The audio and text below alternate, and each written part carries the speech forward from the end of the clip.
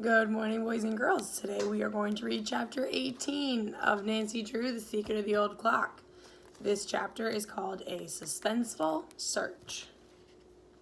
When Nancy awoke the following morning, bright sunlight was streaming through her open bedroom window. As her eyes turned toward the clock on her dresser, she was alarmed to see that the clock was a little after 9. How could I have overslept on a morning like this? She chided herself. Quickly, running her hand under the pillow, she brought out the Crowley notebook and surveyed it with satisfaction. What a surprise the Tompkins are going to get, she murmured softly. After hastily bathing and dressing, Nancy hurried downstairs, looking very attractive in a blue summer suit. She kissed Aunt Ruin, who said a cheery good morning, and told Nancy that Mr. Drew had already left for his office. "Oh dear," said Nancy. "I wonder if he forgot our date." "No, indeed," the housekeeper replied. He phoned Judge Hart and expects word from him by 10 o'clock. He'll let you know the result. My goodness, Nancy, you've really made a big discovery. I do hope everything turns out for the best. She went into the kitchen, but returned in a moment with a plate of crisp, golden waffles. "Better eat your breakfast," she advised. "Your dad may call any minute." Nancy ate a dish of strawberries and then started on the waffles. "These are yummy," she said, pouring maple syrup over a second one. She had just finished eating when the phone rang. Mr. Drew was calling to say that Judge Hart had made arrangements at the bank. "Come to my office with the notebook and key, Nancy. We'll start from here." "I'll be right down, Dad." Nancy went upstairs for her purse, then drove to her father's office. "I have the notebook with me," she told the lawyer. "Do you want it?" "We'll take the book along. I want to show it to the head of the trust department at the bank," Mr. Drew said. "It's our proof that we have good reason for taking a look in Mr. Crowley's box." After leaving a number of instructions with his private secretary, Carson Drew followed his daughter from the office. He took his place beside her in the convertible. "I'll never get over it if we don't find a new will," Nancy declared as she drove along. A flush of excitement had tinted her cheeks and her eyes were bright. "You must remember one thing, Nancy," returned her father calmly. "Crowley was an old person and did things in an odd way. He was an odd person and did things in an odd way. A will may be there, and again, it may not. Perhaps he only left further directions to finding it. I remember one case in Canada years ago. An eccentric Frenchman died and left directions to look in a trunk of old clothes for the will. In the pocket of a coat were found further instructions to look in a closet of his home. There, his family found a note telling them to look in a copper boiler.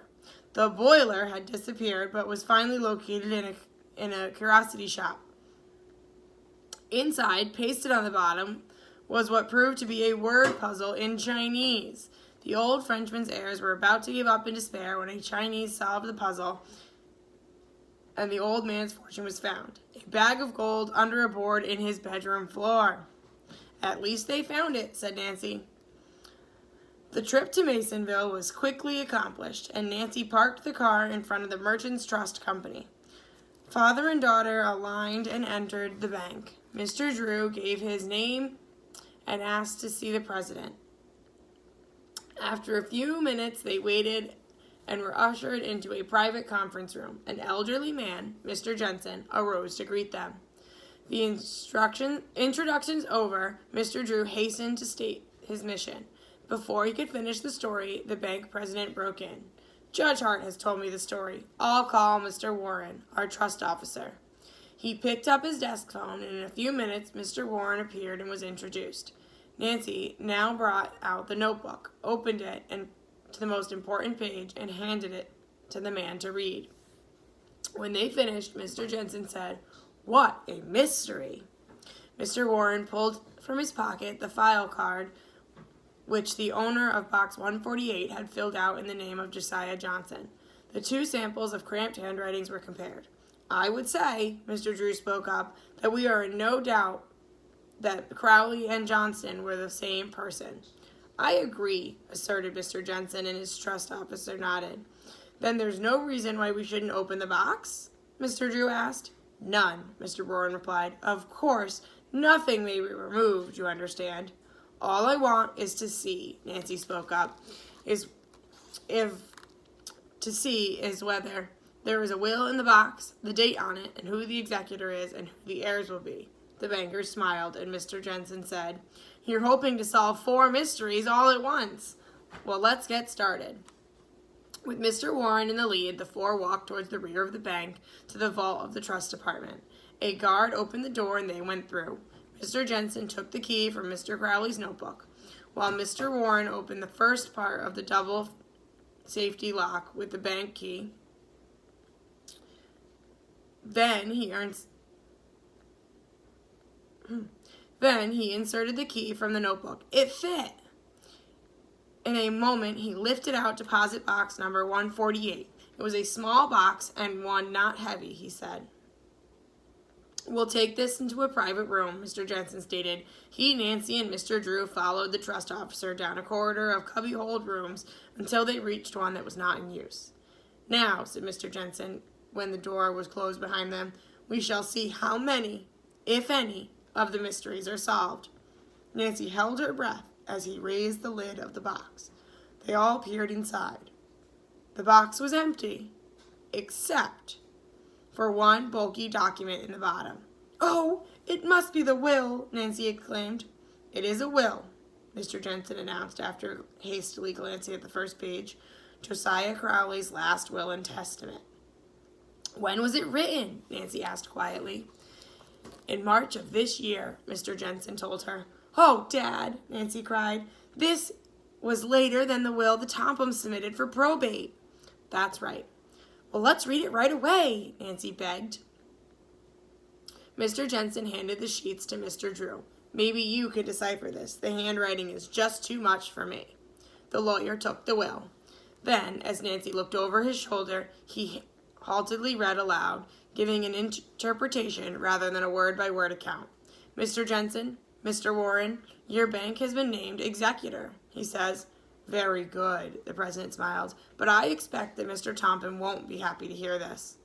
Mr. Drew had turned to the last page. "The signature of Josiah is in order," he remarked, "and there are 2 witnesses, Dr. Nesbitt and Thomas Wackley. No wonder this will didn't come to light. Both of those men died in April." As Nancy tried to decipher the handwriting, she noticed to her delight that the Hoover girls and Abby Rowan were mentioned. At this moment, the president said, "Mr. Drew, the bank's regular lawyer, has just left for Europe on an extended vacation. Since you and your daughter have solved the mystery and you are so vitally interested in it, would you handle this case for us?" Here's a picture of Nancy and the men looking into the safe deposit box. Nancy's eyes sparkled, and Mr. Drew smiled. "I'd certainly be very glad to," he said. "What instructions have you for us?" Mr. Warren asked. Mr. Drew thought a moment and then said, "Because of the unusual aspects of this case, I believe that first of all I'd like you to have photostats of the will made. I can study the contents carefully." "We'll be happy to do that," Mr. Jensen replied, "and then?" "After I'm sure that everything is legal," Mr. Drew went on, "I'll deliver the original will for probate and notify the people who will benefit from Mr. Crowley's estate." "Fine," said Mr. Jensen. "We have photostatting equipment right here. I'll have a couple of copies made while you wait. Or shall I send them to your office?" Mr. Drew glanced at his daughter. "We'll wait," he said, smiling. While the photostats were being made, Nancy's mind was racing.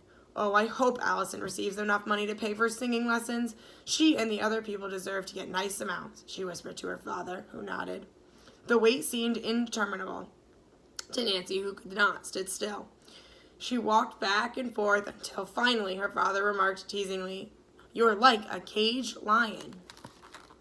Nancy pretended to pout.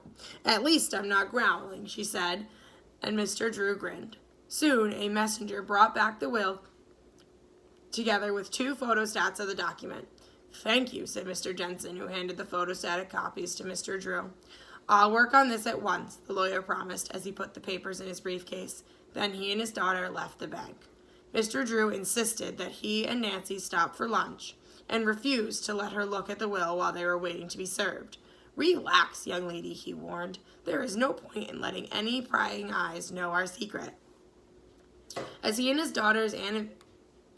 saw his daughter's animation fading, Mr. Drew said, "Suppose you come to my office with me and we'll work on the problem together. I'll have the will typed. In this way, its full meaning can be understood more easily. "Oh, thanks, Dad," said Nancy. In the lawyer's office, the young sleuth sat down beside his typist, Miss Lambie. As each page came from the machine, Nancy read it avidly. "Mr. Crowley certainly seemed to know the correct phraseology for drawing up a will," she remarked. Finally, when the typing had been completed, Nancy said to the secretary, "I have a lot of questions to ask Dad." Miss Lambie smiled. "If they're legal ones, he'll know all the answers," she said. "There's no better lawyer in River Heights than your father." She smiled as she dashed to her father's office. The true Drew sat down to study Josiah Crowley's last will and testament. "If this does prove to be legal," Nancy said, "it will certainly be a blow to the Tompums." "I'm afraid so."